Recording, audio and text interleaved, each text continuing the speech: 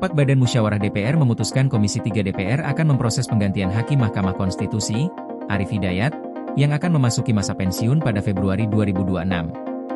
Proses pembahasan pergantian hakim ini dijadwalkan Komisi 3 DPR besok, Rabu, 20 Agustus 2025, pukul 10 WIB, di ruang rapat Komisi 3. Ketua Komisi 3 DPR, Habibur Rahman, menjelaskan rapat BAMUS yang digelar pada Selasa, 19 Agustus, membahas surat masuk dari pimpinan MK terkait berakhirnya masa jabatan Arief Hidayat.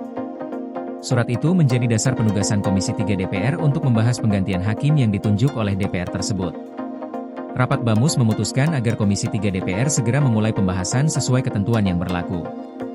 Setelah pembahasan selesai, hasilnya akan disampaikan kepada pimpinan DPR. Habibur Rahman menekankan, proses ini dilakukan secara prosedural dan berdasarkan peraturan perundang-undangan yang mengatur pergantian hakim Mahkamah Konstitusi. Hakim Arief Hidayat akan purna tugas pada 3 Februari 2026, saat usianya genap 70 tahun. Ketentuan pensiun ini diatur dalam pasal 23 UU Nomor 7 Tahun 2020 tentang Mahkamah Konstitusi, yang menyatakan hakim konstitusi diberhentikan dengan hormat saat mencapai usia 70 tahun. Selain itu, pasal 26 UU MK, yang diperjelas dalam pasal 6 ayat 2 Peraturan MK Nomor 4 Tahun 2012, mewajibkan MK memberitahukan lembaga pengusul paling lambat 6 bulan sebelum hakim berakhir masa jabatannya atau mencapai usia pensiun. Dengan mekanisme ini, DPR memastikan proses penggantian hakim konstitusi berjalan transparan dan sesuai regulasi, sehingga kesinambungan kerja Mahkamah Konstitusi tetap terjaga.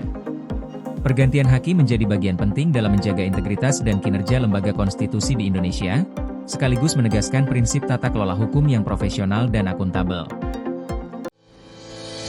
PLN UIPSBU lakukan sosialisasi besaran kompensasi ROW jaringan 150 kV Blang PD Tapak Tuan guna hadirkan listrik untuk rakyat.